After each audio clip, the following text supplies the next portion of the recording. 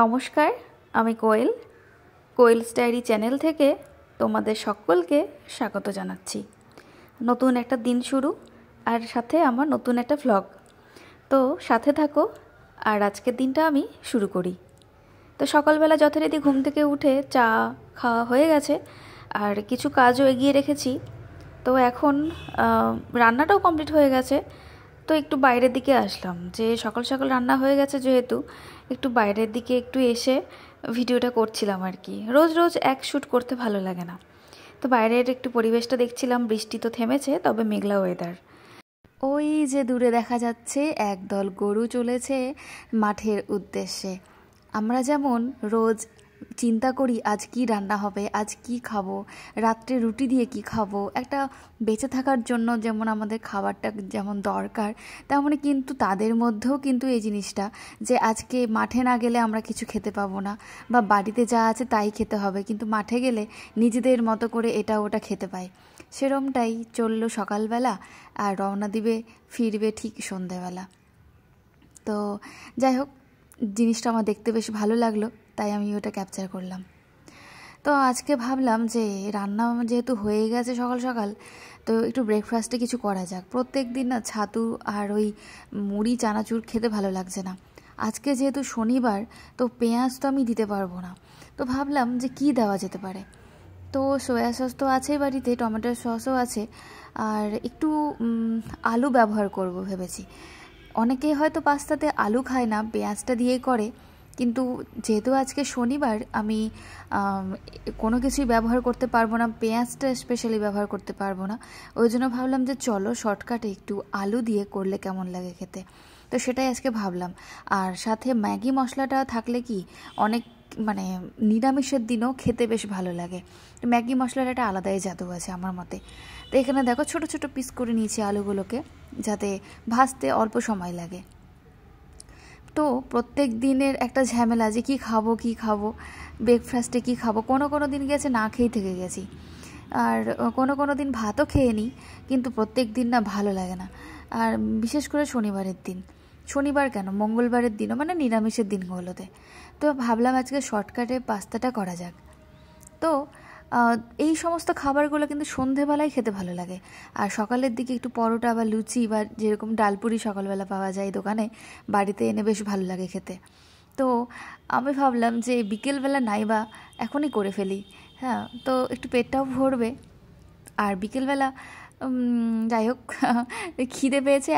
এখনকার বলে না যে আভি তো আভি, কাল কি মত সোচো, তো সেরকম একটা ব্যাপার। যাই হোক, তো আমি তোমাদের টেস্ট করে অবশ্যই জানাবো যে আজকে এই আলু দিয়ে পাস্তাটা কেমন হয়েছে। আমি কিন্তু সয়া সসও ব্যবহার করেছি, আর হালকা দেখো এখানে একটু লেগে গেছে। আর এই যে ম্যাগি মশলা, যেটার জন্যই আমার মনে হয় যে খাবারের স্বাদটা বদলে যায়।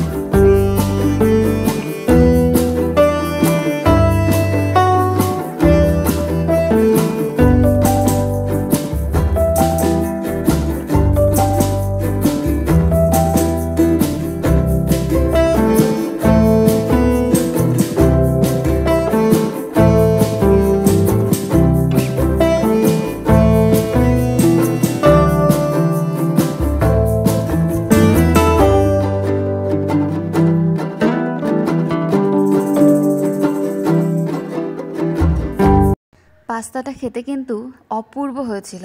তোমরা শর্টকাটে নিরামিষের দিনগুলোতে কিন্তু বাড়িতে বানাতেই পারো। আমি সাজেস্ট করব, খুব সুন্দর হয়েছিল, করে দেখো, অবশ্যই ভালো লাগবে। পেঁয়াজ দিয়ে তো আমরা খেয়েই থাকি, তাই না? ডিম পেঁয়াজ দিয়ে তো খেয়েই থাকি, কিন্তু শর্টকাটে হাতের কাছে কিছু না থাকলে এই ম্যাগি মশলা আর তোমার সয়া সস আর অবশ্যই আলু দিয়ে ট্রাই করে দেখতে পারো, দারুণ লাগবে খেতে। তো যাই হোক, ওইদিকে আমার রান্নাবান্না খাওয়ার পর সব হয়ে গেছে। আর অনেক দিন পর আজকে ব্যালকনিতে বসে মানে ব্রেকফাস্ট করলাম, কারণ ক্লাবের সামনে এত লোকজন থাকে, বসতে ভালো লাগে না। এই সন্ধ্যের দিকে একটু বসি, তখন একটু ভালো লাগে, বাকি টাইমটা একদম ভালো লাগে না। তো বাকি কাজ বলতে আমার এখানে আছে, অনেক দিন ধরে ভাবছি যে এই কাপড়গুলো আমার না, চুড়িদারগুলো এত নোংরা হয়েছে, কাচাই হচ্ছে না। আর যা দিন লাগিয়েছে, বৃষ্টি বৃষ্টি বৃষ্টি, কাপড় চোপড় কাচা তো হচ্ছেই না, শুকোচ্ছে না কিছু, মানে যাচ্ছে তাই অবস্থা। সব দিকে হয়তো এই সেম সিচুয়েশান। এখন বৃষ্টিটা কমলেও মেঘলা ওয়েদার, রোদটা কিন্তু নেই।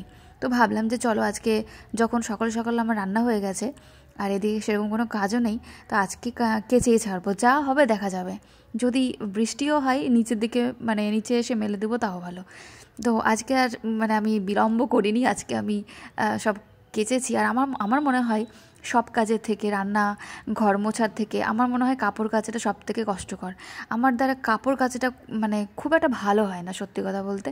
বাকি কাজ আমি করিনি, কিন্তু কাপড় কাচতে আমার খুব অসুবিধা হয়। তো যাই হোক, কাপড় টাপড় কেচে স্নান ধান করে আমি একদম চলে এসেছি ছাদে। সকালে এক রাউন্ড কাপড় এখনও মেলায় রয়েছে, যেগুলো শুকিয়েছে সেগুলো এখন তুলে নেব। দেখতেই পাচ্ছ রোদ একদম নেই, আর সব দিকে হয়তো একই অবস্থা, যে রোদ কোথাও নেই। তো যাই হোক, সামনেই তো পুজো আসছে, আশা করি এখন যা বৃষ্টি হওয়ার হয়ে যাক, পুজোতে যেন বৃষ্টি না হয়।